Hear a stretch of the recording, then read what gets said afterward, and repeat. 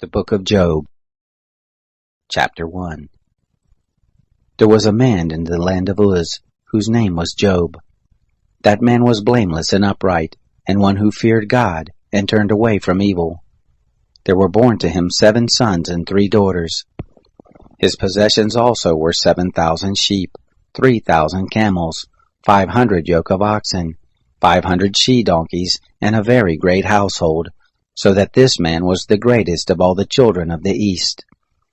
His sons went and held a feast in the house of each one on his birthday, and they sent and called for their 3 sisters to eat and to drink with them. It was so, when the days of their feasting had run their course, that Job sent and sanctified them, and rose up early in the morning, and offered burnt offerings according to the number of them all.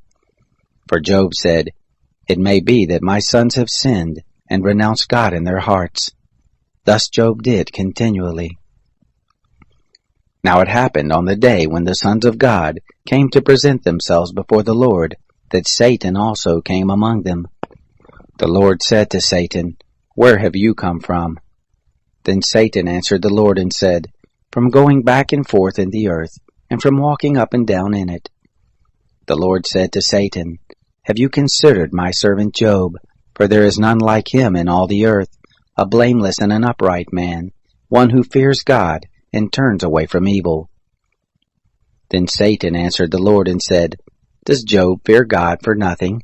Haven't you made a hedge around him, and around his house, and around all that he has on every side? You have blessed the work of his hands, and his substance is increased in the land. But put forth your hand now and touch all that he has, and he will renounce you to your face." The Lord said to Satan, "Behold, all that he has is in your power, only on himself don't put forth your hand." So Satan went forth from the presence of the Lord.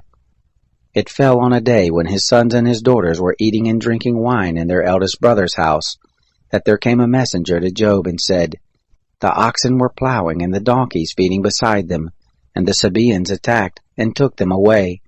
Yes, they have killed the servants with the edge of the sword, and I alone have escaped to tell you." While he was still speaking, there also came another and said, "The fire of God is fallen from the sky, and has burned up the sheep and the servants, and consumed them, and I alone have escaped to tell you." While he was still speaking, there came also another and said, "The Chaldeans made 3 bands, and swept down on the camels, and have taken them away, yes, and killed the servants with the edge of the sword, and I alone have escaped to tell you." While he was still speaking, there came also another and said, "Your sons and your daughters were eating and drinking wine in their eldest brother's house, and behold, there came a great wind from the wilderness, and struck the 4 corners of the house, and it fell on the young men, and they are dead. I alone have escaped to tell you." Then Job arose, and tore his robe, and shaved his head, and fell down on the ground and worshipped. He said, "Naked I came out of my mother's womb, and naked shall I return there. The Lord gave, and the Lord has taken away. Blessed be the name of the Lord." In all this Job did not sin, nor charge God with wrongdoing. Chapter 2.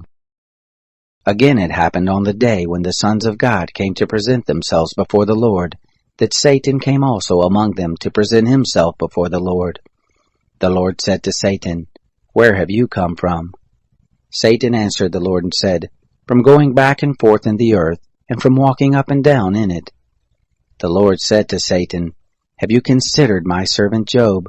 For there is none like him in the earth, a blameless and an upright man, one who fears God, and turns away from evil.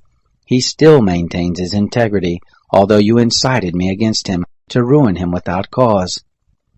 Satan answered the Lord and said, "Skin for skin. Yes, all that a man has will he give for his life. But put forth your hand now and touch his bones and his flesh, and he will renounce you to your face."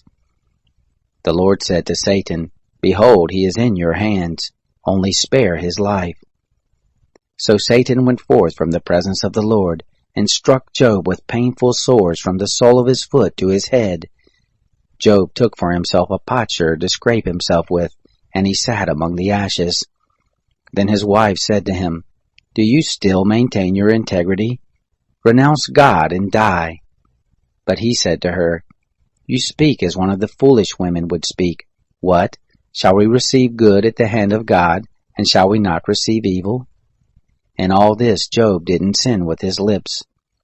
Now when Job's 3 friends heard all this evil that had come on him, they each came from his own place: Eliphaz the Temanite, Bildad the Shuhite, and Zophar the Naamathite. And they made an appointment together to come to sympathize with him and to comfort him. When they lifted up their eyes from a distance and didn't recognize him, they raised their voices and wept, and they each tore his robe and sprinkled dust on their heads toward the sky. So they sat down with him on the ground 7 days and 7 nights, and none spoke a word to him, for they saw that his grief was very great. Chapter 3. After this, Job opened his mouth and cursed the day of his birth. Job answered, Let the day perish in which I was born, the night which said, There is a man-child conceived. Let that day be darkness. Don't let God from above seek for it, neither let the light shine on it. Let darkness and the shadow of death claim it for their own. Let a cloud dwell on it. Let all that makes black the day terrify it. As for that night, let thick darkness seize on it. Let it not rejoice among the days of the year. Let it not come into the number of the months. Behold, let that night be barren. Let no joyful voice come therein. Let them curse it who curse the day, who are ready to rouse up Leviathan. Let the stars of the twilight of it be dark. Let it look for light, but have none. Neither let it see the eyelids of the morning, because it didn't shut up the doors of my mother's womb, nor did it hide trouble from my eyes. Why didn't I die from the womb? Why didn't I give up the spirit when my mother bore me? Why did the knees receive me, or why the breast that I should suck? For now should I have lain down and been quiet. I should have slept, then I would have been at rest, with kings and counselors of the earth, who built up waste places for themselves, or with princes who had gold, who filled their houses with silver. Or as a hidden, untimely birth I had not been, as infants who never saw light. There the wicked cease from troubling, there the weary are at rest. There the prisoners are at ease together. They don't hear the voice of the taskmaster. The small and the great are there. The servant is free from his master. Why is light given to him who is in misery, life to the bitter in soul, who long for death but it doesn't come, who dig for it more than hidden treasures, who rejoice exceedingly and are glad when they can find the grave? Why is light given to a man whose way is hid, whom God has hedged in? For my sighing comes before I eat, my groanings are poured out like water. For the thing which I fear comes on me, that of which I am afraid comes to me. I am not at ease, neither am I quiet, neither have I rest, but trouble comes. Chapter 4. Then Eliphaz the Temanite answered, If someone ventures to talk with you, will you be grieved? But who can withhold himself from speaking? Behold, you have instructed many. You have strengthened the weak hands. Your words have supported him who was falling. You have made firm the feeble knees. But now it has come to you, and you faint. It touches you, and you are troubled. Isn't your piety your confidence, the integrity of your ways your hope? Remember now, whoever perished being innocent, or where were the upright cut off? According to what I have seen, those who plow iniquity and sow trouble reap the same. By the breath of God they perish. By the blast of his anger are they consumed. The roaring of the lion and the voice of the fierce lion, the teeth of the young lions are broken. The old lion perishes for lack of prey.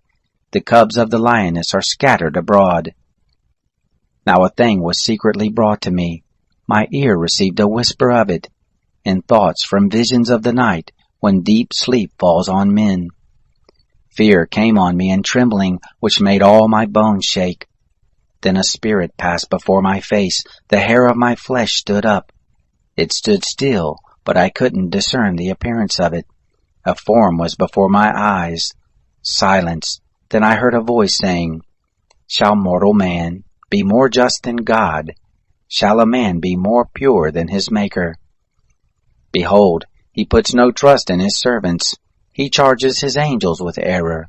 How much more those who dwell in houses of clay, whose foundation is in the dust, who are crushed before the moth. Between morning and evening they are destroyed. They perish forever without any regarding it. Isn't their tent cord plucked up within them? They die, and that without wisdom. Chapter 5. Call now. Is there any who will answer you? To which of the holy ones will you turn? For resentment kills the foolish man, and jealousy kills the simple. I have seen the foolish taking root, but suddenly I cursed his habitation. His children are far from safety, they are crushed in the gate, neither is there any to deliver them. Whose harvest the hungry eats up, and take it even out of the thorns. The thirsty seek for their substance. For affliction doesn't come forth from the dust, neither does trouble spring out of the ground. But man is born to trouble, as the sparks fly upward. But as for me, I would seek God. To God would I commit my cause, who does great things that can't be fathomed, marvelous things without number, who gives rain on the earth, and sends waters on the fields, so that he sets up on high those who are low. Those who mourn are exalted to safety. He frustrates the devices of the crafty, so that their hands can't perform their enterprise. He takes the wise and their own craftiness. The counsel of the cunning is carried headlong. They meet with darkness in the daytime, and grope at noonday as in the night. But he saves from the sword of their mouth even the needy from the hand of the mighty. So the poor has hope, and injustice shuts her mouth. Behold, happy is the man whom God corrects. Therefore do not despise the chastening of the Almighty. For he wounds and binds up. He injures and his hands make whole. He will deliver you in 6 troubles. Yes, in 7 there shall no evil touch you. In famine he will redeem you from death. In war from the power of the sword. You shall be hidden from the scourge of the tongue.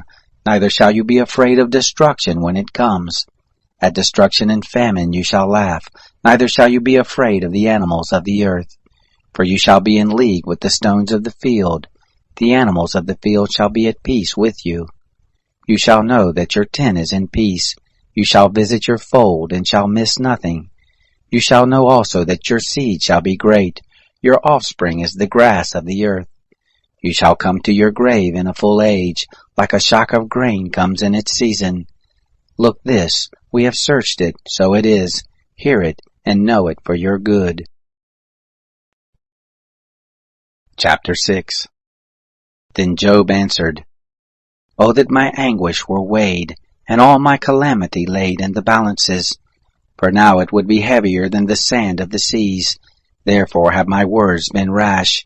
For the arrows of the Almighty are within me. My spirit drinks up their poison. The terrors of God set themselves in array against me. Does the wild donkey bray when he has grass? Or does the ox low over his fodder? Can that which has no flavor be eaten without salt? Or is there any taste in the white of an egg? My soul refuses to touch them. They are as loathsome food to me. Oh, that I might have my request, that God would grant the thing that I long for, even that it would please God to crush me, that he would let loose his hand and cut me off. Be it still my consolation. Yes, let me exult in pain that doesn't spare, that I have not denied the words of the Holy One. What is my strength that I should wait? What is my end that I should be patient?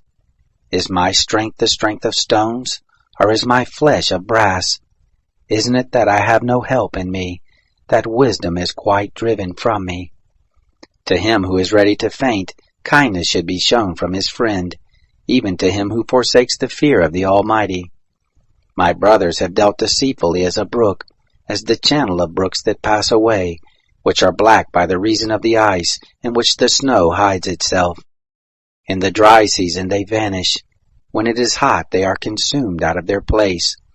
The caravans that travel beside them turn aside. They go up into the waste and perish. The caravans of Tema looked. The companies of Sheba waited for them. They were distressed because they were confident. They came there and were confounded. For now you are nothing. You see a terror and are afraid. Did I say, give something to me? Or offer a present to me from your substance? Or deliver me from the adversary's hand? Or redeem me from the hand of the oppressors? Teach me, and I will hold my peace.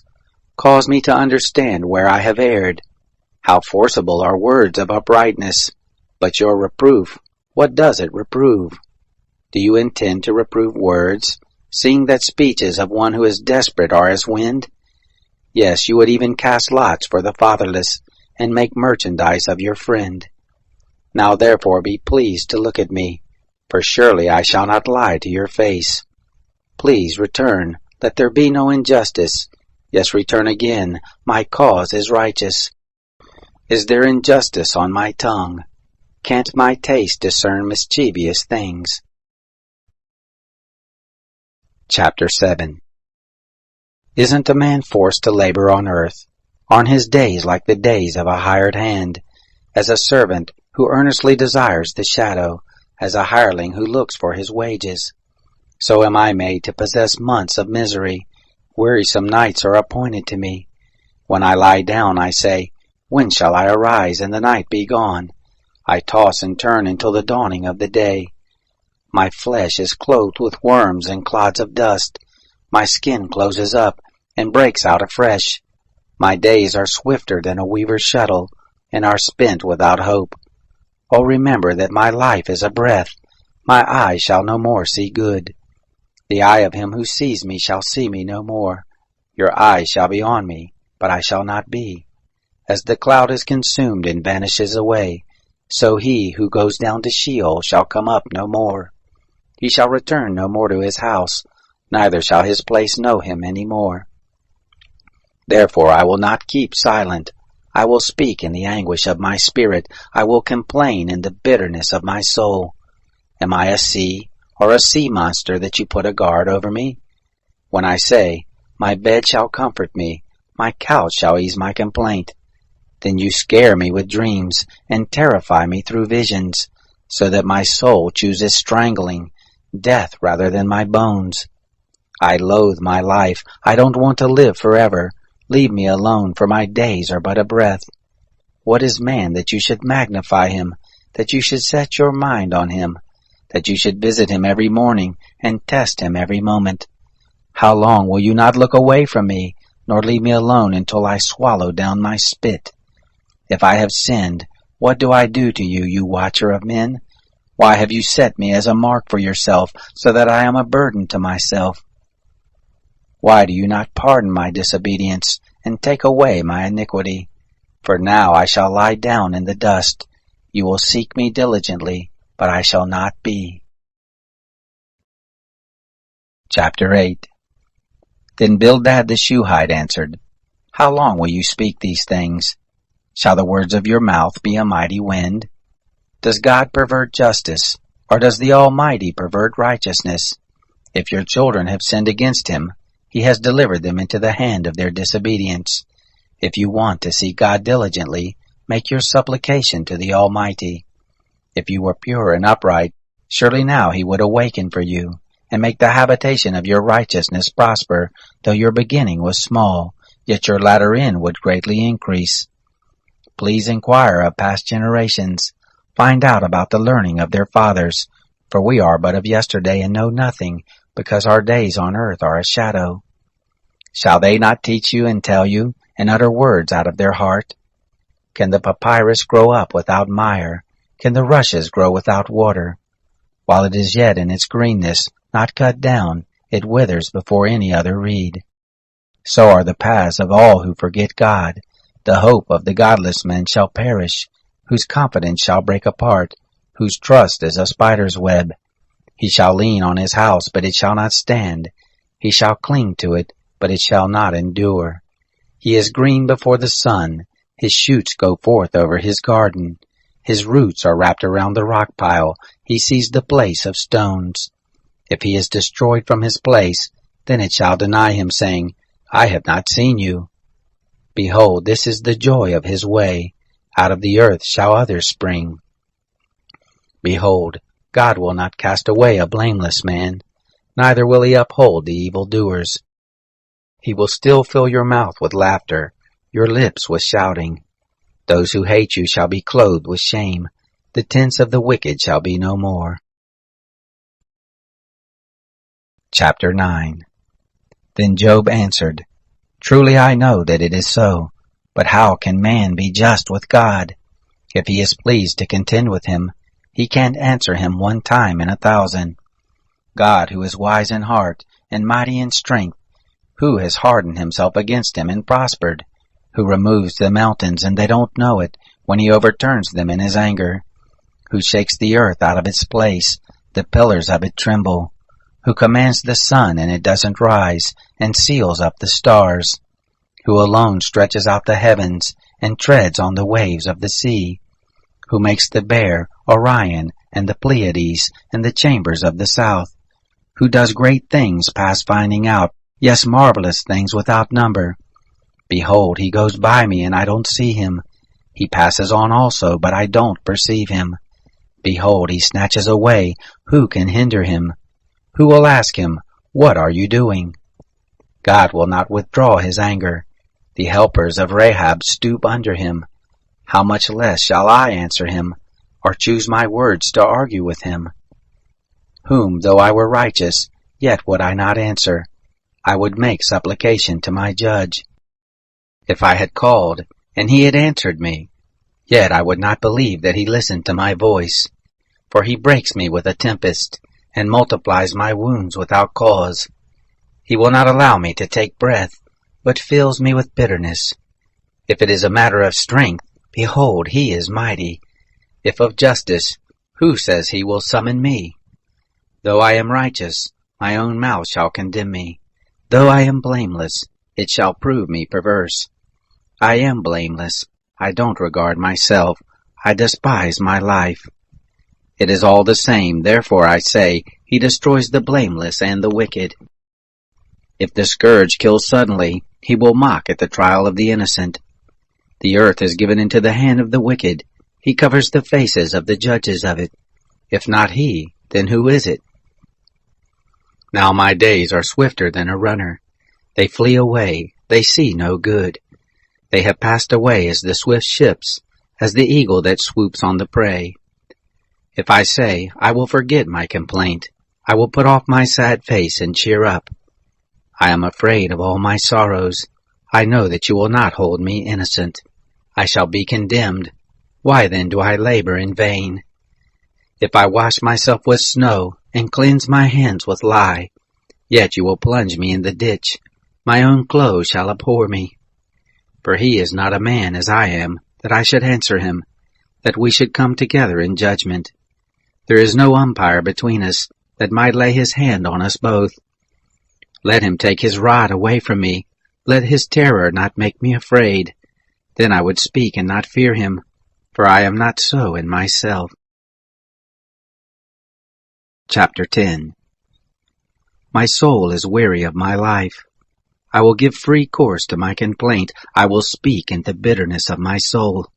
I will tell God, Do not condemn me. Show me why you contend with me. Is it good to you that you should oppress, that you should despise the work of your hands, and smile on the counsel of the wicked? Do you have eyes of flesh, or do you see as a man sees? Are your days as the days of mortals, or your years as man's years, that you inquire after my iniquity, and search after my sin? Although you know that I am not wicked, there is no one who can deliver out of your hand. Your hands have framed me, and fashioned me altogether, yet you destroy me. Remember, I beg you, that you have fashioned me as clay. Will you bring me again into the dust? Haven't you poured me out like milk, and curdled me like cheese? You have clothed me with skin and flesh, and knit me together with bones and sinews. You have granted me life and loving kindness. Your visitation has preserved my spirit. Yet you hid these things in your heart. I know that this is with you. If I sin, then you mark me. You will not acquit me from my iniquity. If I am wicked, woe to me. If I am righteous, I still shall not lift up my head, being filled with disgrace, and conscious of my affliction. If my head is held high, you hunt me like a lion. Again you show yourself powerful to me. You renew your witness against me, and increase your indignation on me. Changes and warfare are with me. Why then have you brought me forth out of the womb? I wish I had given up the spirit, and no eye had seen me. I should have been as though I had not been. I should have been carried from the womb to the grave. Aren't my days few? Cease then, leave me alone, that I may find a little comfort, before I go to where I shall not return from, to the land of darkness and of the shadow of death. The land dark as midnight, of the shadow of death without any order, where the light is as midnight. Chapter 11. Then Sophar the Naamathite answered, Shouldn't the multitude of words be answered? Should a man full of talk be justified? Should your boastings make men hold their peace? When you mock, shall no man make you ashamed? For you say, My doctrine is pure, I am clean in your eyes. But oh, that God would speak, and open his lips against you, that he would show you the secrets of wisdom. For true wisdom has two sides. Know therefore that God exacts of you less than your iniquity deserves. Can you fathom the mystery of God? Or can you probe the limits of the Almighty? They are as high as heaven. What can you do? Deeper than Sheol. What can you know? The measure of it is longer than the earth, and broader than the sea. If he passes by, or confines, or convenes a court, then who can oppose him? For he knows false men. He sees iniquity also, even though he doesn't consider it. But vain man can become wise, if a man can be born as a wild donkey's colt. If you set your heart aright, stretch out your hands toward him. If iniquity is in your hand, put it far away. Don't let unrighteousness dwell in your tents. Surely then you shall lift up your face without spot. Yes, you shall be steadfast, and shall not fear. For you shall forget your misery. You shall remember it as waters that are passed by. Life shall be clearer than the noonday. Though there is darkness, it shall be as the morning. You shall be secure, because there is hope. Yes, you shall search, and shall take your rest in safety. Also you shall lie down, and none shall make you afraid. Yes, many shall court your favor. But the eyes of the wicked shall fail. They shall have no way to flee. Their hope shall be the giving up of the Spirit. Chapter 12. Then Job answered, No doubt, but you are the people, and wisdom shall die with you. But I have understanding as well as you. I am not inferior to you. Yes, who doesn't know such things as these? I am like one who is a joke to his neighbor. I who called on God, and he answered, The just, the blameless man is a joke. In the thought of him who is at ease there is contempt for misfortune. It is ready for them whose foot slips. The tents of robbers prosper. Those who provoke God are secure, who carry their gods in their hands. But ask the animals now, and they shall teach you, the birds of the sky, and they shall tell you. Or speak to the earth, and it shall teach you, the fish of the sea shall declare it to you. Who doesn't know that in all these the hand of the Lord has done this, in whose hand is the life of every living thing, the breath of all mankind? Doesn't the ear try words, even as the palate tastes its food? With aged men is wisdom, in length of days is understanding. With God is wisdom and might, he has counsel and understanding. Behold, he breaks down, and it can't be built again. He imprisons a man, and there can be no release. Behold, he withholds the waters, and they dry up. Again he sends them out, and they overturn the earth. With him is strength and wisdom. The deceived and the deceiver are his. He leads counselors away stripped. He makes judges fools. He loosens the bonds of kings. He binds their loins with a belt. He leads priests away stripped and overthrows the mighty. He removes the speech of those who are trusted, and takes away the understanding of the elders. He pours contempt on princes, and loosens the belt of the strong. He uncovers deep things out of darkness, and brings out to light the shadow of death. He increases the nations, and he destroys them. He enlarges the nations, and he leads them captive. He takes away understanding from the chiefs of the people of the earth, and causes them to wander in a wilderness where there is no way. They grope in the dark without light. He makes them stagger like a drunken man. Chapter 13. Behold, my eye has seen all this. My ear has heard and understood it. What you know, I know also. I am not inferior to you. Surely I would speak to the Almighty. I desire to reason with God. But you are forgers of lies. You are all physicians of no value. Oh, that you would be completely silent, then you would be wise. Hear now my reasoning. Listen to the pleadings of my lips. Will you speak unrighteously for God, and talk deceitfully for Him? Will you show partiality to Him? Will you contend for God? Is it good that He should search you out? Or as one deceives a man, will you deceive him? He will surely reprove you, if you secretly show partiality. Shall not His majesty make you afraid, and His dread fall on you? Your memorable sayings are proverbs of ashes. Your defenses are defenses of clay. Be silent, leave me alone that I may speak. Let come on me what will. Why should I take my flesh in my teeth, and put my life in my hand? Behold, He will kill me. I have no hope. Nevertheless I will maintain my ways before Him. This also shall be my salvation, that a godless man shall not come before Him. Hear diligently my speech, let my declaration be in your ears. See now, I have set my cause in order. I know that I am righteous. Who is he who will contend with me? For then would I hold my peace, and give up the spirit. Only don't do two things to me, then I will not hide myself from your face. Withdraw your hand far from me, and don't let your terror make me afraid. Then call, and I will answer, or let me speak, and you answer me. How many are my iniquities and sins? Make me know my disobedience and my sin. Why hide your face, and hold me for your enemy? Will you harass a driven leaf? Will you pursue the dry stubble? For you write bitter things against me, and make me inherit the iniquities of my youth. You also put my feet in the stocks, and mark all my paths. You set a bound to the soles of my feet. Though I am decaying like a rotten thing, like a garment that is moth-eaten. Chapter 14. Man, who is born of a woman, is of few days and full of trouble. He comes forth like a flower and is cut down. He also flees like a shadow and doesn't continue. Do you open your eyes on such a one, and bring me into judgment with you? Who can bring a clean thing out of an unclean? Not one. Seeing his days are determined, the number of his months is with you, and you have appointed his bounds that he can't pass. Look away from him that he may rest, until he shall accomplish as a hireling his day.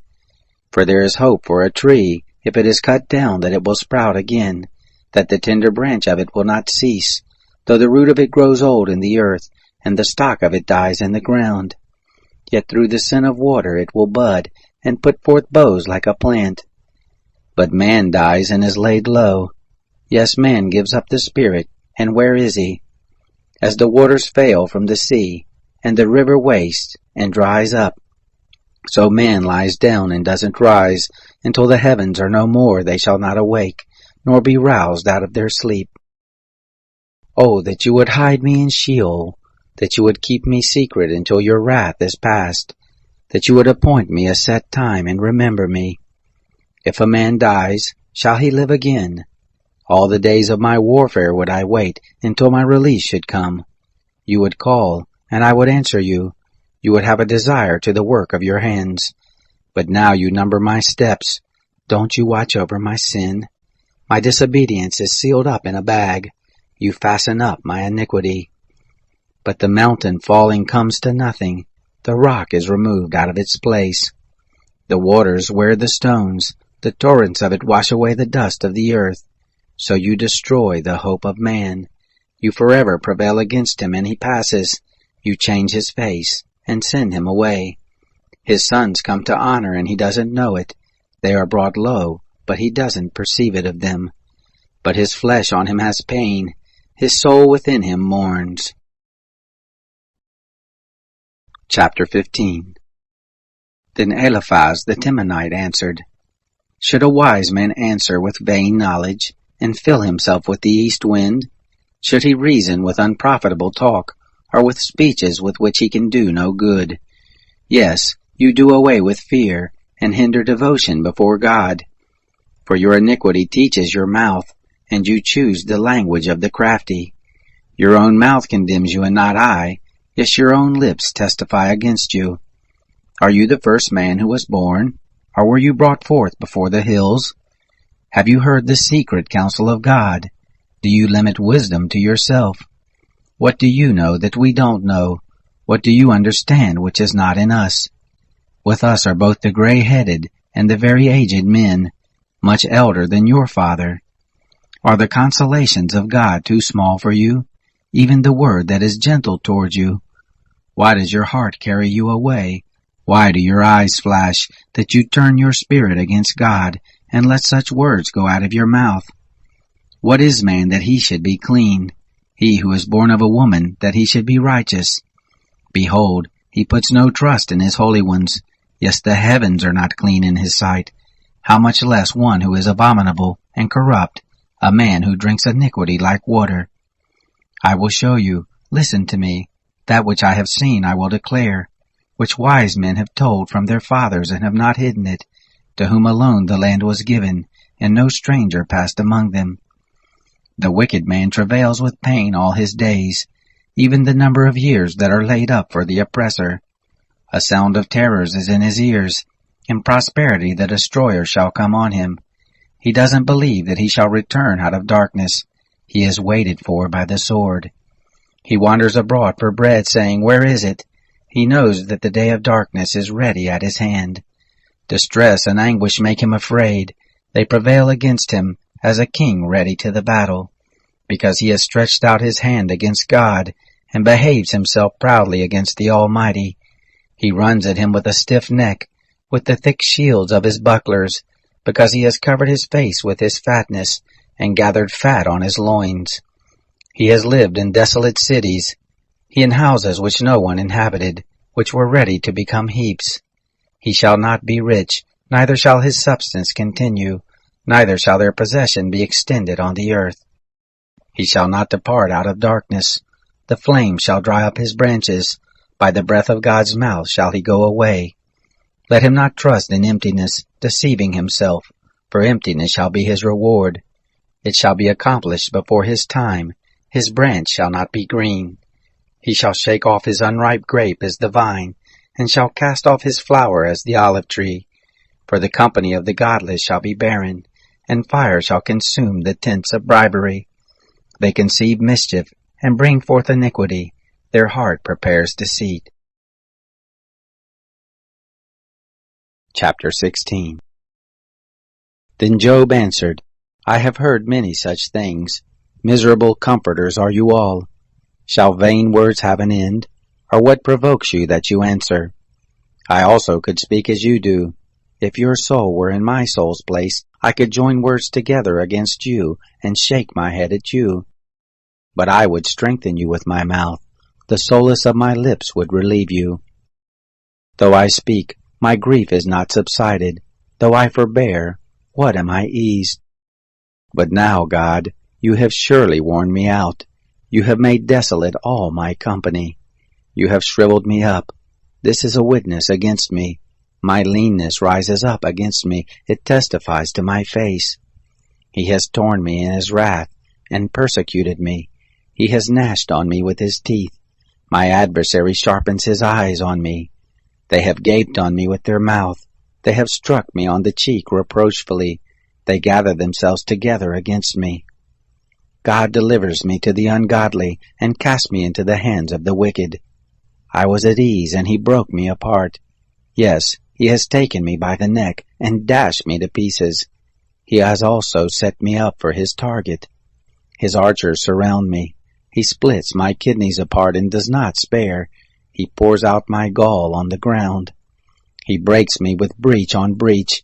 He runs on me like a giant. I have sewed sackcloth on my skin, and have thrust my horn in the dust. My face is red with weeping. Darkness is on my eyelids, although there is no violence in my hands, and my prayer is pure. Earth, don't cover my blood. Let my cry have no place to rest. Even now, behold, my witness is in heaven. He who vouches for me is on high. My friends scoff at me. My eyes pour out tears to God. Oh, that he would maintain the right of man with God, of a son of man with his neighbor. For when a few years are come, I shall go the way from whence I shall not return. Chapter 17. My spirit is consumed, my days are extinct, and the grave is ready for me. Surely there are mockers with me. My eyes dwell on their provocation.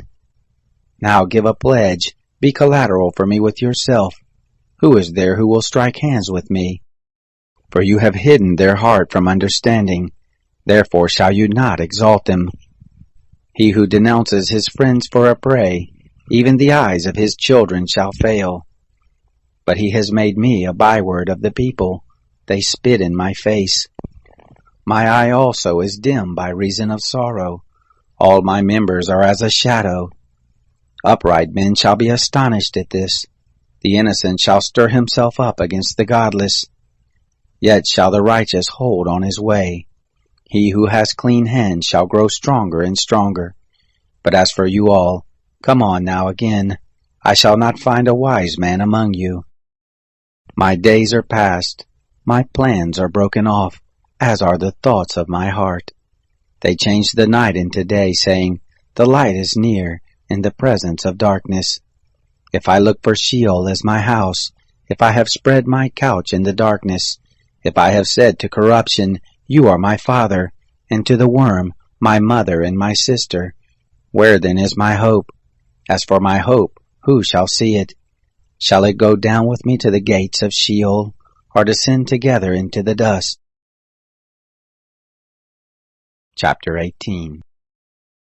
Then Bildad the Shuhite answered, how long will you hunt for words?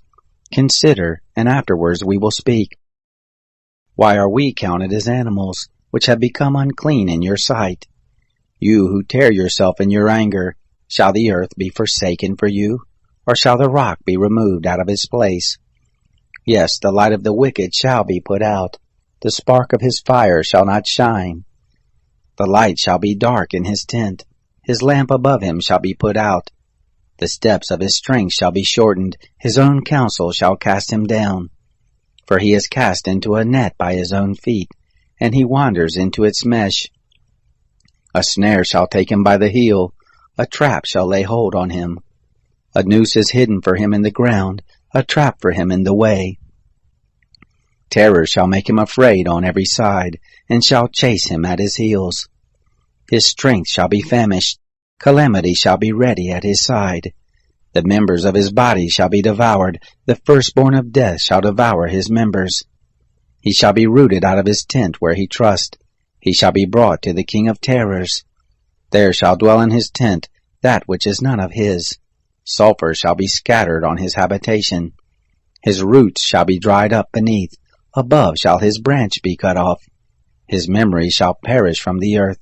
He shall have no name in the street. He shall be driven from light into darkness, and chased out of the world. He shall have neither son nor grandson among his people, nor any remaining where he sojourned. Those who come after shall be astonished at his day, as those who went before were frightened. Surely such are the dwellings of the unrighteous. This is the place of him who doesn't know God. Chapter 19. Then Job answered, how long will you torment me, and crush me with words? You have reproached me 10 times. You aren't ashamed that you attack me. If it is true that I have erred, my error remains with myself. If indeed you will magnify yourselves against me, and plead against my reproach, know that God has subverted me, and he has surrounded me with his net. Behold, I cry out of wrong, but I am not heard. I cry for help, but there is no justice. He has walled up my way so that I can't pass, and has set darkness in my paths. He has stripped me of my glory and taken the crown from my head. He has broken me down on every side, and I am gone. My hope has he plucked up like a tree. He has also kindled his wrath against me. He counts me among his adversaries. His troops come on together, build a siege ramp against me, and encamp around my tent. He has put my brothers far from me. My acquaintances are wholly estranged from me. My relatives have gone away. My familiar friends have forgotten me. Those who dwell in my house and my maids count me for a stranger. I am an alien in their sight. I call to my servant, and he gives me no answer. I beg him with my mouth. My breath is offensive to my wife. I am loathsome to the children of my own mother. Even young children despise me. If I arise, they speak against me. All my familiar friends abhor me. They whom I loved have turned against me. My bones stick to my skin and to my flesh. I have escaped by the skin of my teeth. Have pity on me, you my friends, for the hand of God has touched me. Why do you persecute me as God? Are you not satisfied with my flesh? Oh, that my words were now written! Oh, that they were inscribed in a book! That with an iron pen and lead they were engraved in the rock forever! But as for me, I know that my Redeemer lives. In the end he will stand upon the earth. After my skin is destroyed, then in my flesh shall I see God, whom I, even I, shall see on my side. My eyes shall see, and not as a stranger. My heart is consumed within me. If you say, how we will persecute him, because the cause of the matter is found in me. Be afraid of the sword, for wrath brings the punishments of the sword, that you may know there is a judgment.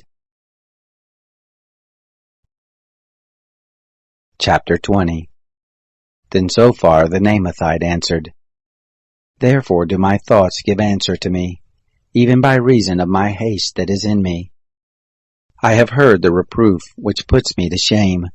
The spirit of my understanding answers me. Don't you know this from old time, since man was placed on the earth, that the triumphing of the wicked is short, the joy of the godless but for a moment? Though his height mount up to the heavens, and his head reach to the clouds, yet he shall perish forever like his own dung. Those who have seen him shall say, Where is he? He shall fly away as a dream, and shall not be found. Yes, he shall be chased away like a vision of the night.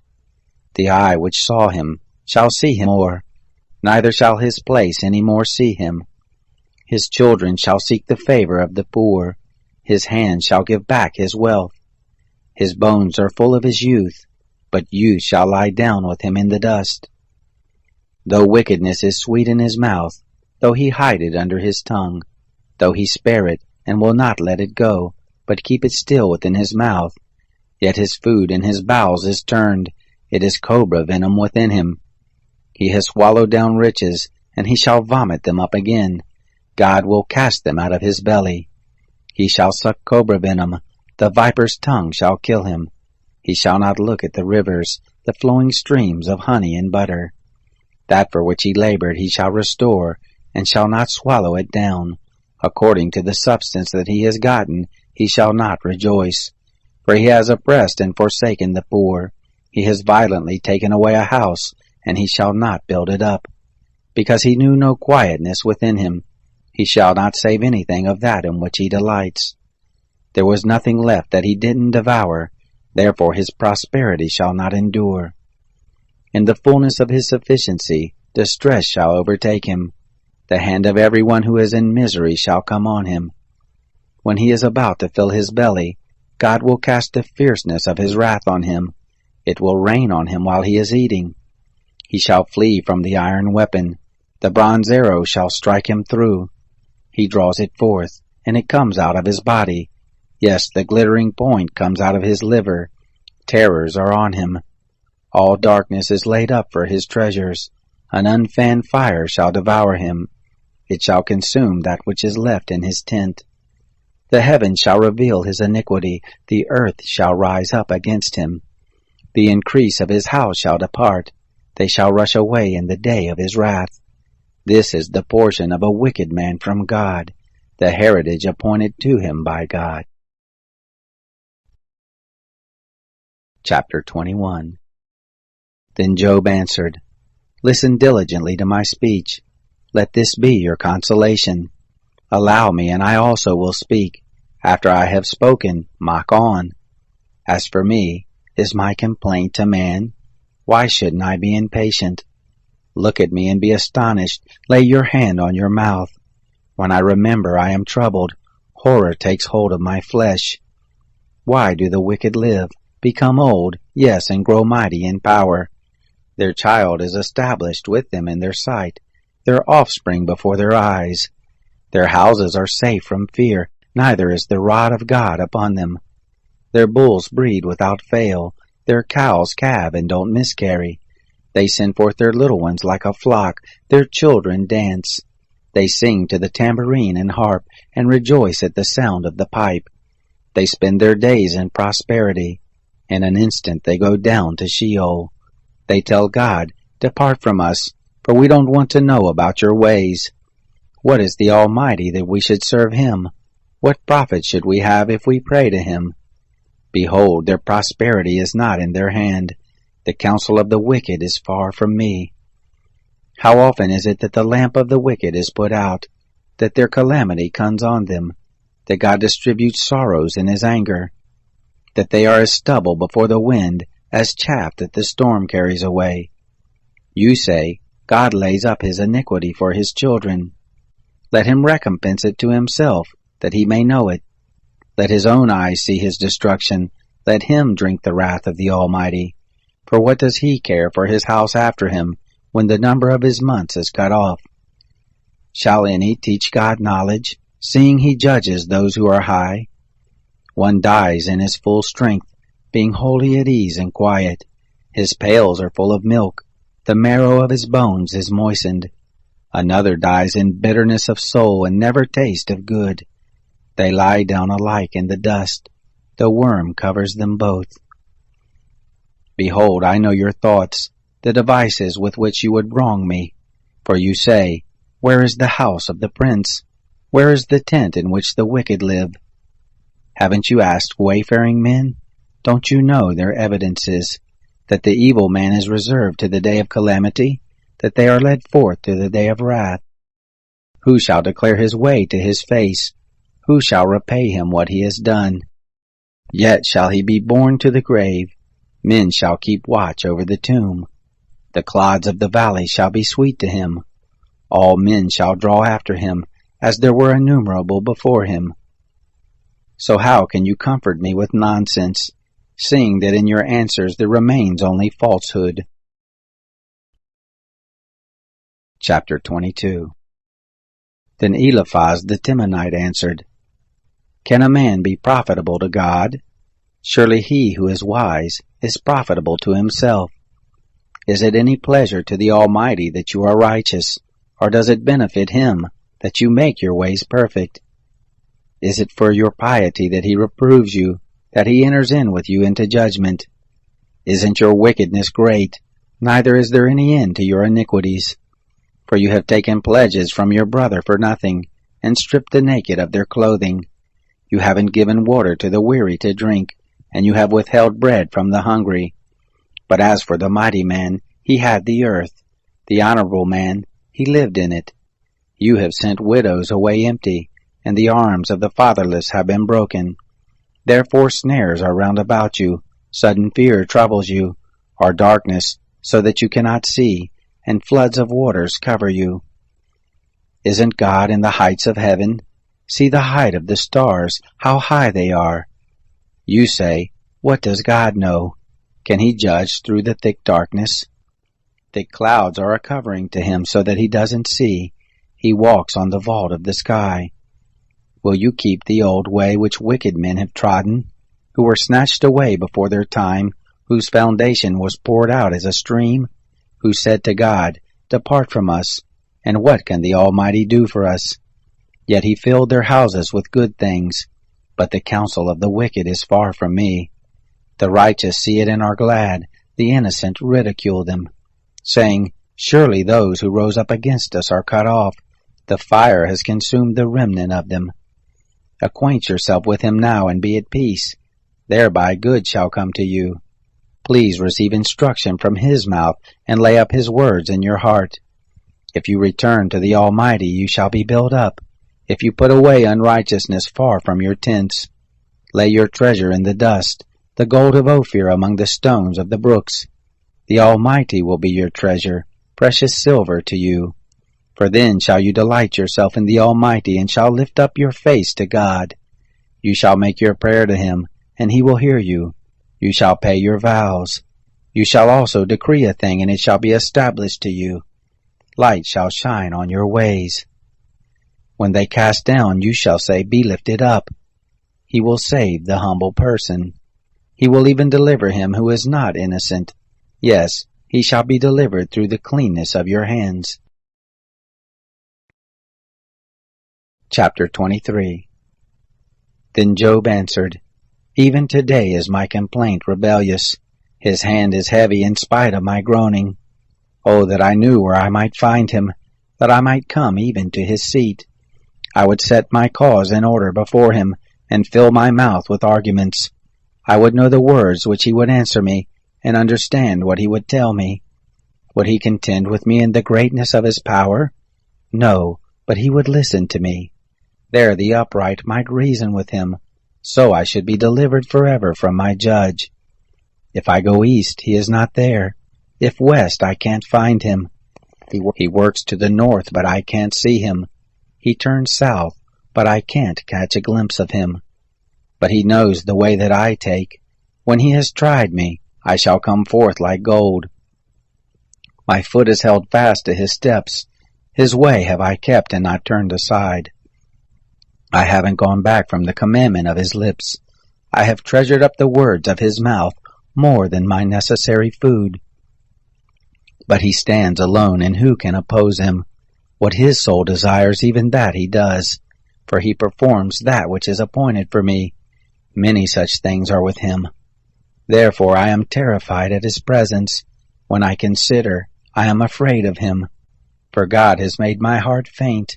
The Almighty has terrified me, because I was not cut off before the darkness, neither did he cover the thick darkness from my face. Chapter 24. Why aren't times laid up by the Almighty? Why don't those who know him see his days? There are people who remove the landmarks. They violently take away flocks and feed them. They drive away the donkey of the fatherless, and they take the widow's ox for a pledge. They turn the needy out of the way. The poor of the earth all hide themselves. Behold, as wild donkeys in the desert, they go forth to their work, seeking diligently for food. The wilderness yields them bread for their children. They cut their provender in the field. They glean the vineyard of the wicked. They lie all night naked without clothing, and have no covering in the cold. They are wet with the showers of the mountains, and embrace the rock for lack of shelter. There are those who pluck the fatherless from the breast, and take a pledge of the poor, so that they go around naked without clothing. Being hungry, they carry the sheaves. They make oil within the walls of these men. They tread wine presses and suffer thirst. From out of the populous city men groan. The soul of the wounded cries out, yet God doesn't regard the folly. There are those who rebel against the light. They don't know the ways of it, nor abide in the paths of it. The murderer rises with the light. He kills the poor and needy. In the night he is like a thief. The eye also of the adulterer waits for the twilight, saying, No eye shall see me. He disguises his face. In the dark they dig through houses. They shut themselves up in the daytime. They don't know the light. For the morning is to all of them like thick darkness, for they know the terrors of the thick darkness. They are foam on the surface of the waters. Their portion is cursed in the earth. They don't turn into the way of the vineyards. Drought and heat consume the snow waters, so does Sheol those who have sinned. The womb shall forget him. The worm shall feed sweetly on him. He shall no more be remembered. Unrighteousness shall be broken as a tree. He devours the barren who don't bear. He shows no kindness to the widow. Yet God preserves the mighty by his power. He rises up who has no assurance of life. God gives them security, and they rest in it. his eyes are on their ways. They are exalted, yet a little while, and they are gone. Yes, they are brought low, they are taken out of the way as all others, and are cut off as the tops of the ears of grain. If it isn't so now, who will prove me a liar, and make my speech worth nothing? Chapter 25. Then Bildad the Shuhite answered, Dominion and fear are with him. He makes peace in his high places. Can his armies be counted? On whom does his light not arise? How then can man be just with God? Or how can he who is born of a woman be clean? Behold, even the moon has no brightness, and the stars are not pure in his sight. How much less man who is a worm, the son of man who is a worm. Chapter 26. Then Job answered, How have you helped him who is without power? How have you saved the arm that has no strength? How have you counseled him who has no wisdom, and plentifully declared sound knowledge? To whom have you uttered words, whose spirit came forth from you? Those who are deceased tremble, those beneath the waters and all that live in them. Sheol is naked before God, and Abaddon has no covering. He stretches out the north over empty space, and hangs the earth on nothing. He binds up the waters in his thick clouds, and the cloud is not burst under them. He encloses the face of his throne, and spreads his cloud on it. He has described a boundary on the surface of the waters, and to the confines of light and darkness. The pillars of heaven tremble, and are astonished at his rebuke. He stirs up the sea with his power, and by his understanding he strikes through Rahab. By his spirit the heavens are garnished. His hand has pierced the swift serpent. Behold, these are but the outskirts of his ways. How small a whisper do we hear of him! But the thunder of his power, who can understand? Chapter 27.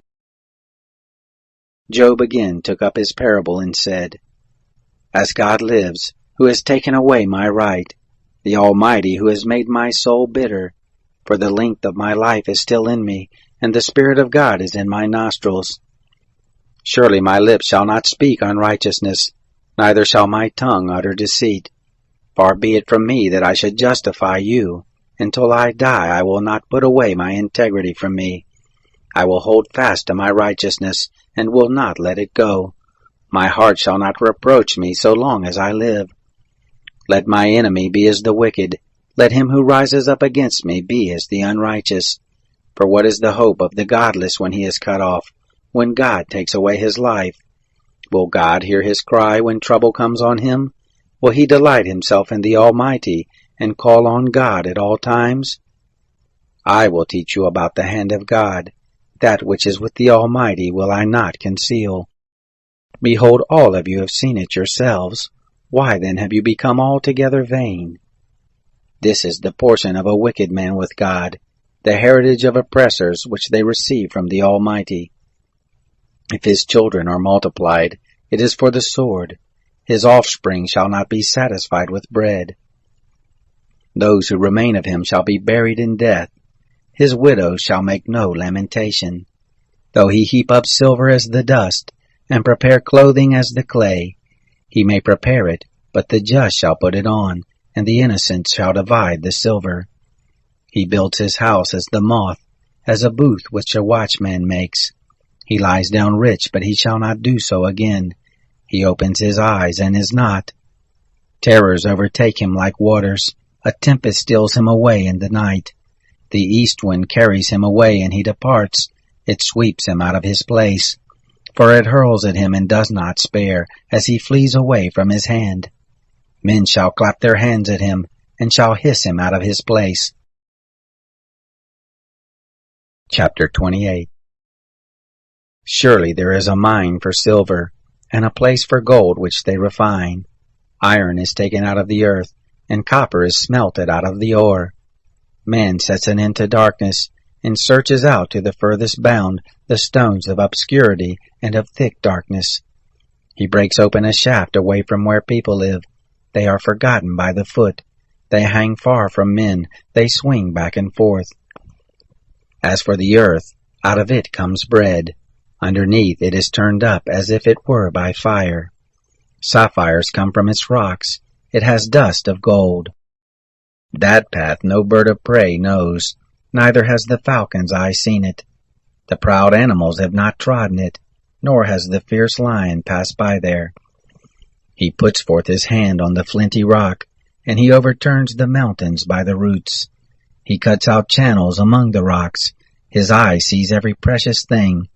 He binds the streams that they don't trickle. The thing that is hidden he brings forth to light. But where shall wisdom be found? Where is the place of understanding? Man doesn't know its price, neither is it found in the land of the living. The deep says, "It isn't in me." The sea says, "It isn't with me." It can't be gotten for gold, neither shall silver be weighed for its price. It can't be valued with the gold of Ophir, with the precious onyx or the sapphire. Gold and glass can't equal it, neither shall it be exchanged for jewels of fine gold. No mention shall be made of coral or of crystal. Yes, the price of wisdom is above rubies. The topaz of Ethiopia shall not equal it, neither shall it be valued with pure gold. Whence then comes wisdom? Where is the place of understanding? Seeing it is hidden from the eyes of all living, and kept close from the birds of the sky. Destruction and death say, "We have heard a rumor of it with our ears." God understands its way, and he knows its place. For he looks to the ends of the earth, and sees under the whole sky. He establishes the force of the wind. Yes, he measures out the waters by measure. When he made a decree for the rain, and a way for the lightning of the thunder, then did he see it and declare it. He established it, yes, and searched it out. To man he said, "Behold, the fear of the Lord, that is wisdom. To depart from evil is understanding." Chapter 29. Job again took up his parable and said, "Oh, that I were as in the months of old, as in the days when God watched over me, when his lamp shone on my head, and by his light I walked through darkness, as I was in the ripeness of my days, when the friendship of God was in my tent, when the Almighty was yet with me, and my children were around me, when my steps were washed with butter, and the rock poured out streams of oil for me, when I went forth to the city gate, when I prepared my seat in the street. The young men saw me and hid themselves. The aged rose up and stood. The princes refrained from talking, and laid their hand on their mouth. The voice of the nobles was hushed, and their tongue stuck to the roof of their mouth. For when the ear heard me, then it blessed me, and when the eye saw me, it commended me, because I delivered the poor who cried, and the fatherless also, who had none to help him. The blessing of him who was ready to perish came on me, and I caused the widow's heart to sing for joy. I put on righteousness, and it clothed me. My justice was as a robe and a diadem. I was eyes to the blind, and feet to the lame. I was a father to the needy. The cause of him whom I didn't know I searched out. I broke the jaws of the unrighteous, and plucked the prey out of his teeth. Then I said, I shall die in my own house. I shall number my days as the sand. My root is spread out to the waters.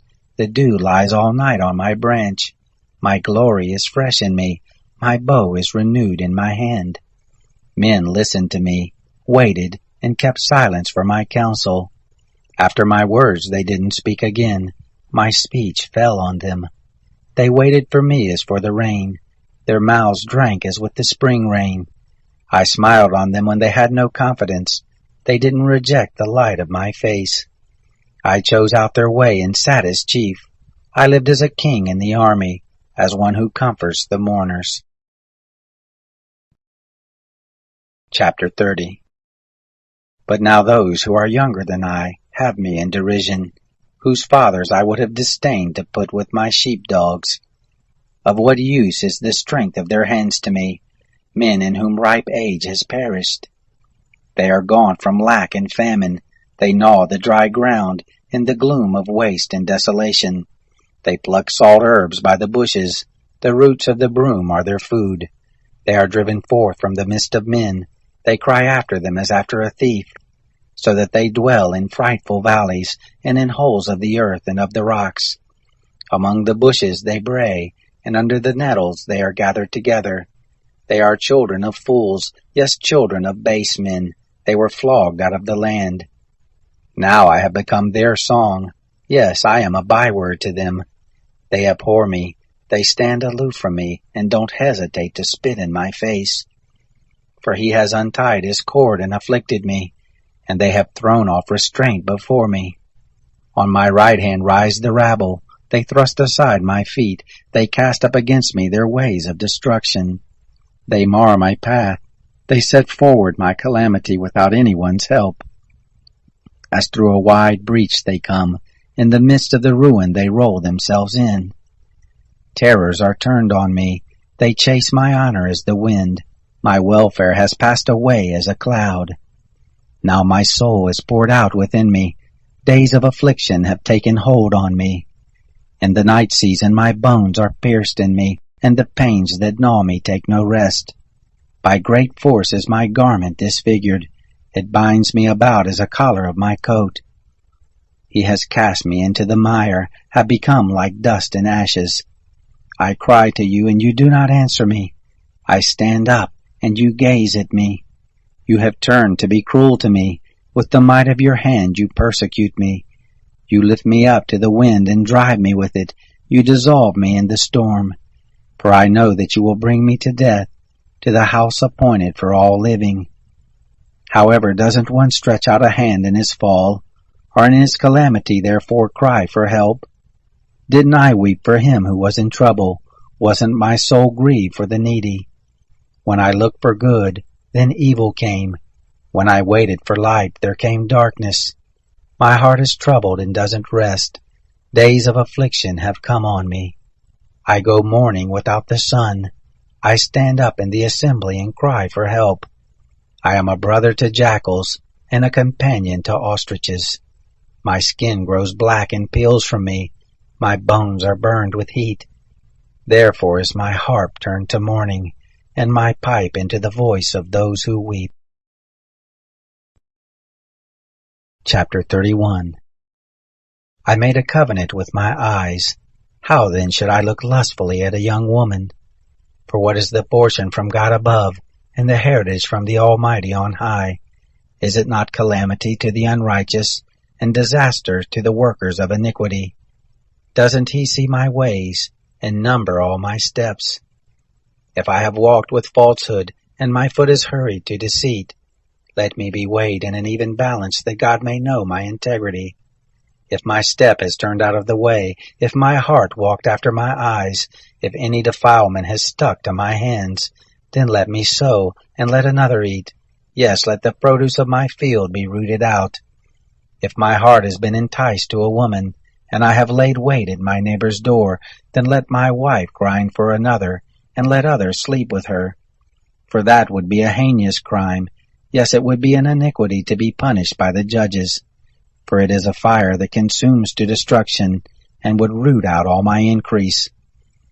If I have despised the cause of my manservant, or of my maidservant when they contended with me, what then shall I do when God rises up? When he visits, what shall I answer him?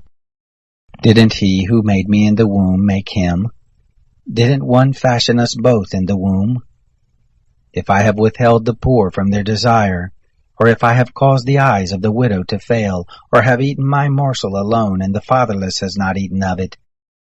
No, from my youth he grew up with me as with a father. Her have I guided from my mother's womb. If I have seen any perish for want of clothing, or that the needy had no covering, if his heart hasn't blessed me, if he hasn't been warmed with my sheep's fleece, if I have lifted up my hand against the fatherless, because I saw my help in the gate, then let my shoulder fall from the shoulder blade, and my arm be broken from the bone. For calamity from God is a terror to me. By reason of his majesty I can do nothing. If I have made gold my hope, and have said to the fine gold, you are my confidence. If I have rejoiced because my wealth was great, and because my hand had gotten much, if I had seen the sun when it shined, or the moon moving in splendor, and my heart has been secretly enticed, that my hand would throw a kiss from my mouth. This also would be an iniquity to be punished by the judges, for I should have denied the God who is above. If I have rejoiced at the destruction of him who hated me, or lifted up myself when evil found him, yes, I have not allowed my mouth to sin by asking his life with a curse. If the men of my tent have not said, who can find one who has not been filled with his meat? The foreigner has not lodged in the street, but I have opened my doors to the traveler. If like Adam I have covered my transgressions by hiding my iniquity in my heart, because I feared the great multitude, and the contempt of families terrified me, so that I kept silence and didn't go out of the door. Oh, that I had one to hear me! Behold, here is my signature. Let the Almighty answer me. Let the accuser write my indictment. Surely I would carry it on my shoulder, and I would bind it to me as a crown. I would declare to him the number of my steps. As a prince would I go near to him. If my land cries out against me, and the furrows of it weep together, if I have eaten the fruits of it without money, or have caused the owners of it to lose their life, let briars grow instead of wheat, and stinkweed instead of barley. The words of Job are ended. Chapter 32. So these 3 men ceased to answer Job, because he was righteous in his own eyes. Then the wrath of Elihu, the son of Barachel, the Buzite, of the family of Ram, was kindled against Job. His wrath was kindled because he justified himself rather than God. Also his wrath was kindled against his 3 friends, because they had found no answer, and yet had condemned Job. Now Elihu had waited to speak to Job, because they were elder than he. When Elihu saw that there was no answer in the mouth of these 3 men, his wrath was kindled. Elihu, the son of Barachel the Buzite, answered, I am young, and you are very old. Therefore I held back, and didn't dare show you my opinion. I said, days should speak, and multitude of years should teach wisdom. But there is a spirit in man, and the breath of the Almighty gives them understanding. It is not the great who are wise, nor the aged who understand justice. Therefore I said, listen to me, I also will show my opinion. Behold, I waited for your words, and I listened for your reasoning, while you searched out what to say. Yes, I gave you my full attention, but there was no one who convinced Job, or who answered his words among you. Beware lest you say, we have found wisdom, God may refute him, not man. For he has not directed his words against me, neither will I answer him with your speeches. They are amazed, they answer no more, they don't have a word to say. Shall I wait because they don't speak, because they stand still and answer no more? I also will answer my part, and I also will show my opinion. For I am full of words, the spirit within me constrains me. Behold, my breast is as wine which has no vent. Like new wineskins it is ready to burst. I will speak, that I may be refreshed. I will open my lips and answer. Please don't let me respect any man's person, neither will I give flattering titles to any man. For I don't know how to give flattering titles, or else my Maker would soon take me away. Chapter 33. However, Job, please hear my speech and listen to all my words. See now, I have opened my mouth, my tongue has spoken in my mouth. My words shall utter the uprightness of my heart, that which my lips know they shall speak sincerely. The Spirit of God has made me, and the breath of the Almighty gives me life. If you can, answer me, set your words in order before me, and stand forth. Behold, I am toward God even as you are. I am also formed out of the clay. Behold, my terror shall not make you afraid, neither shall my pressure be heavy on you. Surely you have spoken in my hearing. I have heard the voice of your word, saying, I am clean, without disobedience. I am innocent, neither is there iniquity in me. Behold, he finds occasions against me. He counts me for his enemy. He puts my feet in the stocks. He marks all my paths. Behold, I will answer you. In this you are not just, for God is greater than man. Why do you strive against him, because he doesn't give account of any of his matters? For God speaks once, Yes, twice, though man pays no attention. In a dream, in a vision of the night, when deep sleep falls on men, in slumbering on their bed. Then he opens the ears of men and seals their instruction, that he may withdraw man from his purpose, and hide pride from man. He keeps back his soul from the pit, and his life from perishing by the sword. He is chastened also with pain on his bed, with continual strife in his bones, so that his life abhors bread, and his soul dainty food. His flesh is so consumed away that it can't be seen. His bones that were not seen stick out. Yes, his soul draws near to the pit, and his life to the destroyers. If there is beside him an angel, an interpreter, one among 1,000, to show to man what is right for him, then God is gracious to him and says, Deliver him from going down to the pit. I have found a ransom. His flesh shall be fresher than a child's. He returns to the days of his youth. He prays to God, and he is favorable to him, so that he sees his face with joy. He restores to man his righteousness. He sings before men and says, I have sinned and perverted that which was right, and it didn't profit me. He has redeemed my soul from going down into the pit. My life shall see the light. Behold, God works all these things, twice, yes, 3 times with a man, to bring back his soul from the pit, that he may be enlightened with the light of the living. Mark well, Job, and listen to me. Hold your peace, and I will speak. If you have anything to say, answer me. Speak, for I desire to justify you. If not, listen to me. Hold your peace, and I will teach you wisdom. Chapter 34. Moreover, Elihu answered, Hear my words, you wise men. Give ear to me, you who have knowledge, for the ear tries words, as the palate tastes food. Let us choose for us that which is right. Let us know among ourselves what is good. For Job has said, I am righteous. God has taken away my right. Notwithstanding my right, I am considered a liar. My wound is incurable, though I am without disobedience. What man is like Job, who drinks scorn like water, who goes in company with workers of iniquity, and walks with wicked men? For he has said, It profits a man nothing, that he should delight himself with God. Therefore listen to me, you men of understanding. Far be it from God that he should do wickedness, from the Almighty that he should commit iniquity. For the work of a man will he render to him, and cause every man to find according to his ways. Yes, surely God will not do wickedly, neither will the Almighty pervert justice. Who gave him a charge over the earth, or who has appointed him over the whole world? If he sets his heart on himself, if he gather to himself his spirit and his breath, all flesh would perish together, and man would turn again to dust.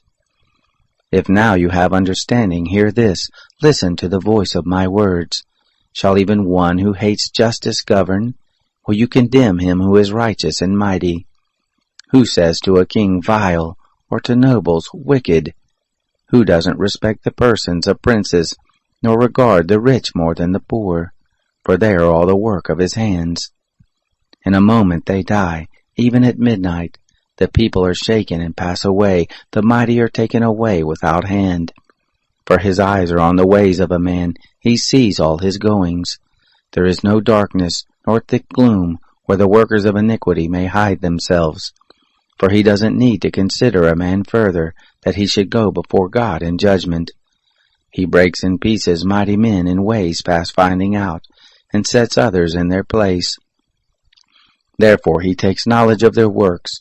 He overturns them in the night, so that they are destroyed.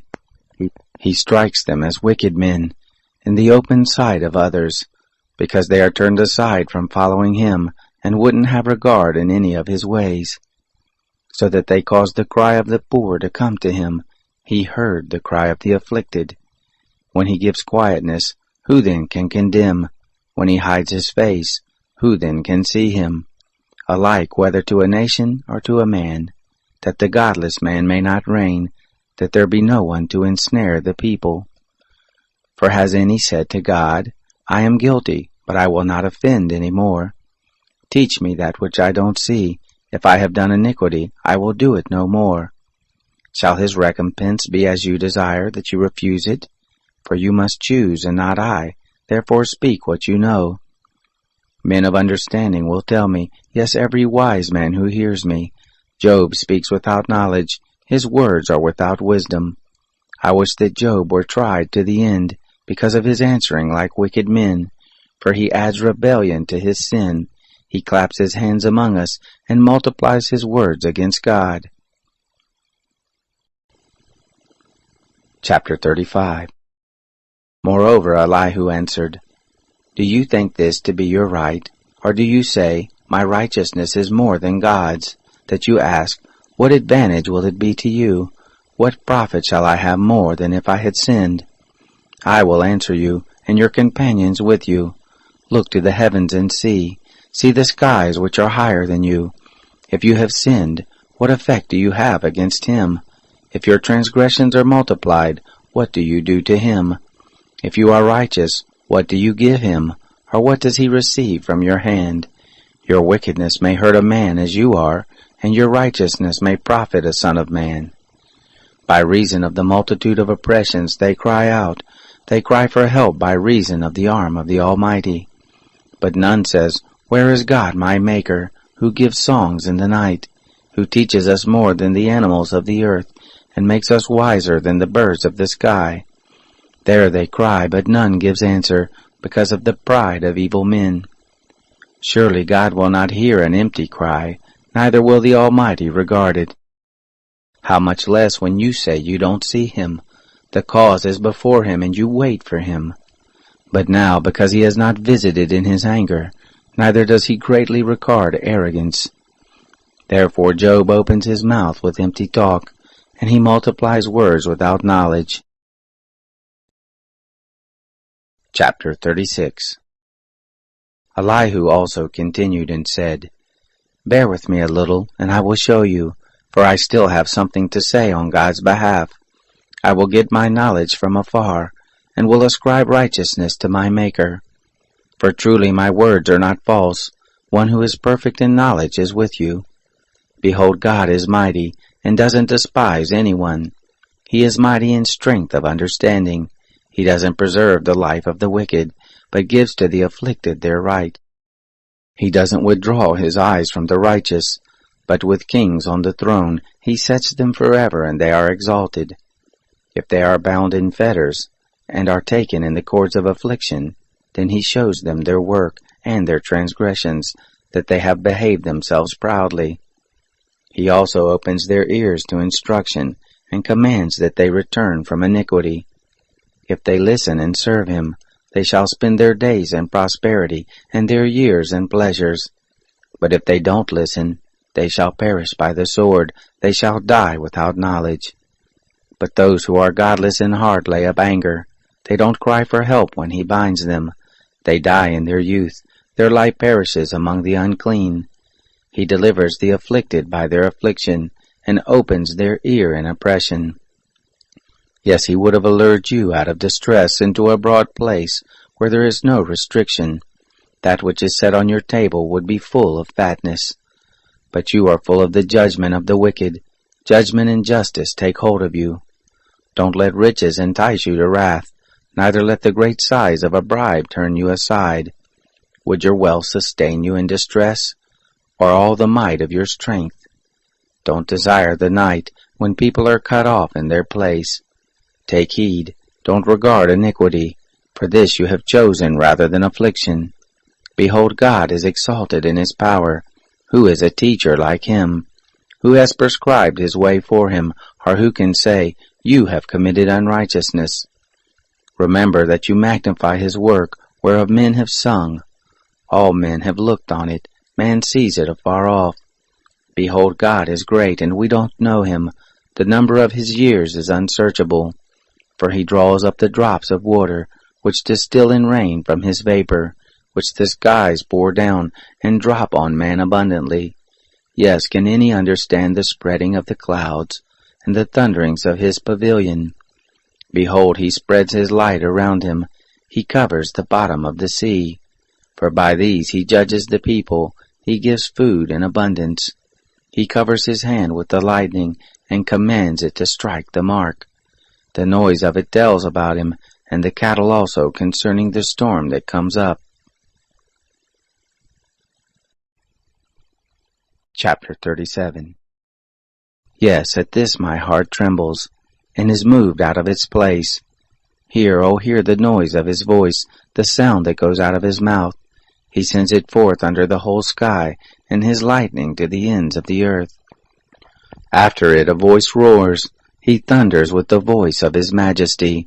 He doesn't hold back anything when his voice is heard. God thunders marvelously with his voice. He does great things which we can't comprehend. For he says to the snow, "Fall on the earth," likewise to the shower of rain, and to the showers of his mighty rain.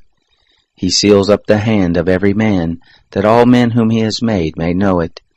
Then the animals take cover, and remain in their dens. Out of its chamber comes the storm, and cold out of the north. By the breath of God ice is given, and the breath of the waters is frozen. Yes, he loads the thick cloud with moisture. He spreads abroad the cloud of his lightning.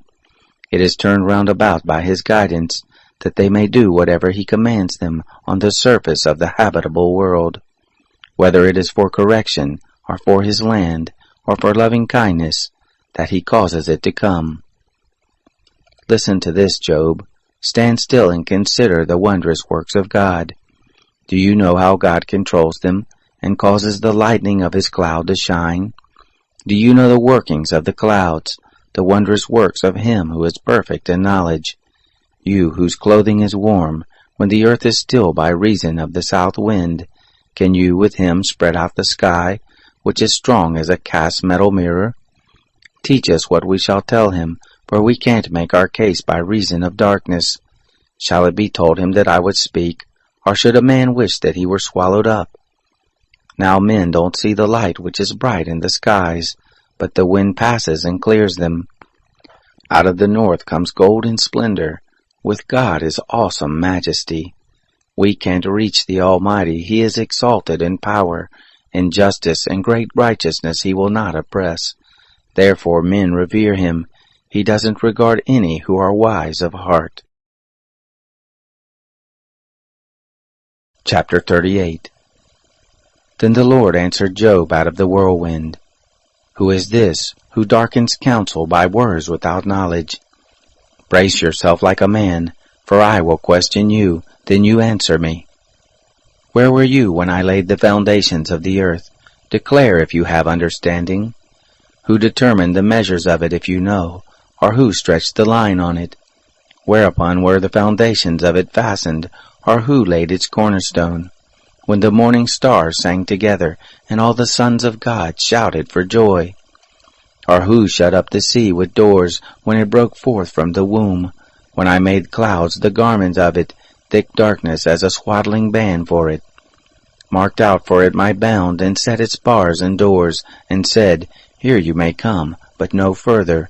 Here shall your proud waves be stayed. Have you commanded the morning in your days, and caused the dawn to know its place, that it might take hold of the ends of the earth, and shake the wicked out of it? It is changed as clay under the seal, and stands forth as a garment. From the wicked their light is withheld, the high arm is broken. Have you entered into the springs of the sea, or have you walked in the recesses of the deep?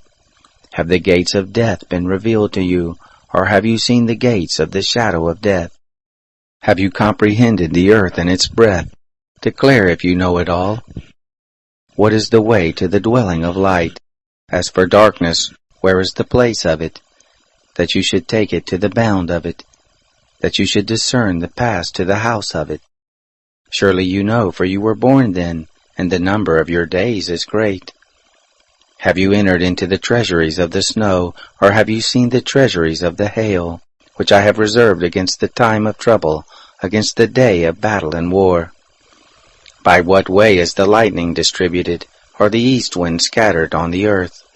Who has cut a channel for the flood water, or the path for the thunderstorm, to cause it to rain on a land where no man is, on the wilderness in which there is no man, to satisfy the waste and desolate ground, to cause the tender grass to spring forth? Does the rain have a father? Or who fathers the drops of dew? Out of whose womb came the ice, the gray frost of the sky? Who has given birth to it? The waters become hard like stone when the surface of the deep is frozen. Can you bind the cluster of the Pleiades, or loosen the cords of Orion? Can you lead forth the constellations in their season, or can you guide the bear with her cubs? Do you know the laws of the heavens? Can you establish the dominion of it over the earth? Can you lift up your voice to the clouds, that abundance of waters may cover you? Can you send forth lightnings that they may go? Do they report to you, "Here we are"? Who has put wisdom in the inward parts, or who has given understanding to the mind? Who can number the clouds by wisdom, or who can pour out the bottles of the sky, when the dust runs into a mass and the clouds of the earth stick together? Can you hunt the prey for the lioness, or satisfy the appetite of the young lions when they crouch in their dens and lie in wait in the thicket? Who provides for the raven his prey when his young ones cry to God and wander for lack of food? Chapter 49. Do you know the time when the mountain goat gives birth? Do you watch when the doe bears fawns? Can you number the months that they fulfill, or do you know the time when they give birth? They bow themselves, they bring forth their young, they end their labor pains. Their young ones become strong, they grow up in the open field, they go forth and don't return again. Who has set the wild donkey free, or who has loosened the bonds of the swift donkey? Whose home I have made the wilderness, and the salt land his dwelling place. He scorns the tumult of the city, neither does he hear the shouting of the driver. The range of the mountains is his pasture, he searches after every green thing. Will the wild ox be content to serve you, or will he stay by your feeding trough? Can you hold the wild ox in the furrow with his harness, or will he till the valleys after you? Will you trust him because his strength is great, or will you leave to him your labor? Will you confide in him that he will bring home your seed and gather the grain of your threshing floor? The wings of the ostrich wave proudly, but are they their feathers and plumage of love? For she leaves her eggs on the earth, warms them in the dust, and forgets that the foot may crush them, or that the wild animal may trample them. She deals harshly with her young ones, as if they were not hers. Though her labor is in vain, she is without fear, because God has deprived her of wisdom, neither has he imparted to her understanding. When she lifts up herself on high, she scorns the horse and his rider. Have you given the horse might? Have you clothed his neck with a quivering mane? Have you made him to leap as a locust? The glory of his snorting is awesome.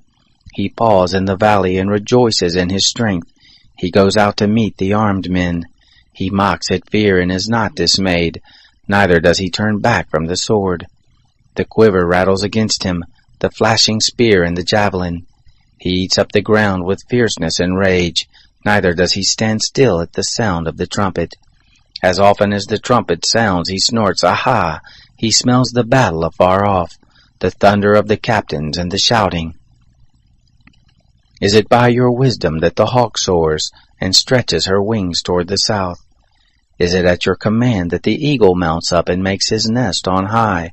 On the cliff he dwells and makes his home, on the point of the cliff and the stronghold.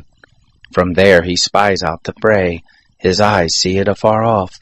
His young ones also suck up blood, where the slain are, there he is. Chapter 40. Moreover, the Lord answered Job, Shall he who argues contend with the Almighty? He who argues with God, let him answer him. Then Job answered the Lord, Behold, I am of small account. What shall I answer you? I lay my hand on my mouth. I have spoken once, and I will not answer. Yes, twice, but I will proceed no further. Then the Lord answered Job out of the whirlwind. Now brace yourself like a man. I will question you, and you will answer me.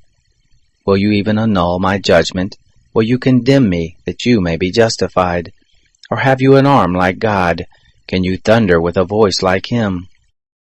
Now deck yourself with excellency and dignity, Array yourself with honor and majesty. Put forth the fury of your anger. Look on everyone who is proud and bring him low. Look on everyone who is proud and humble him. Crush the wicked in their place. Hide them in the dust together. Bind their faces in the hidden place. Then I will also admit to you that your own right hand can save you.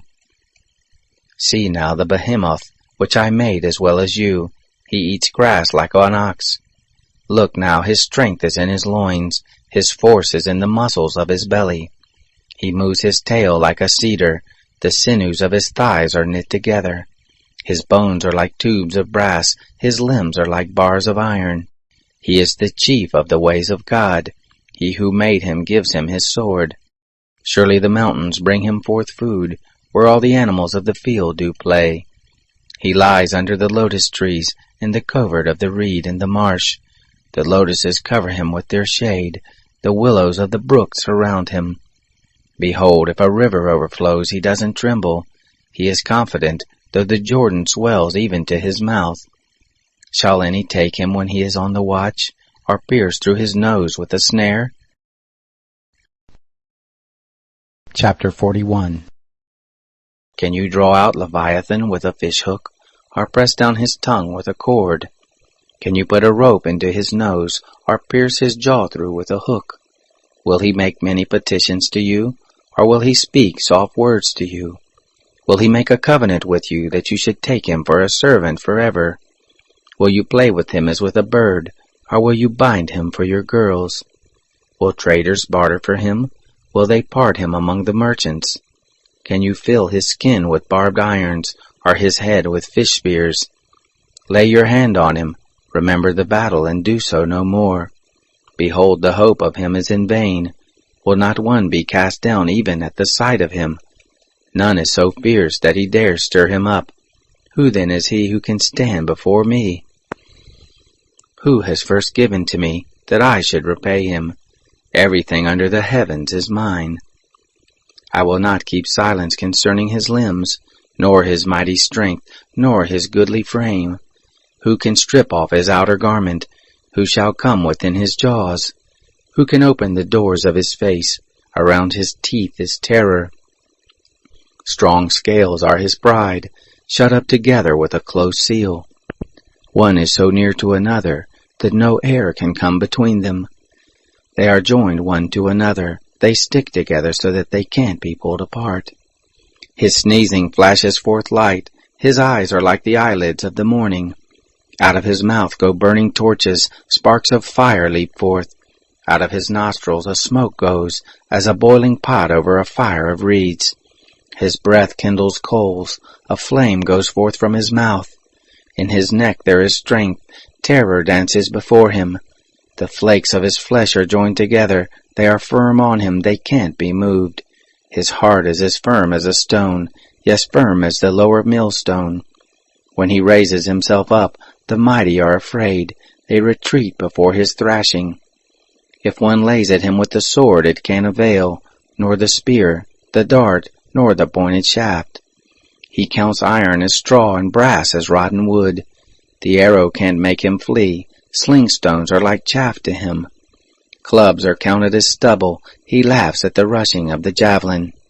His undersides are like sharp potsherds, leaving a trail in the mud like a threshing sledge. He makes the deep to boil like a pot.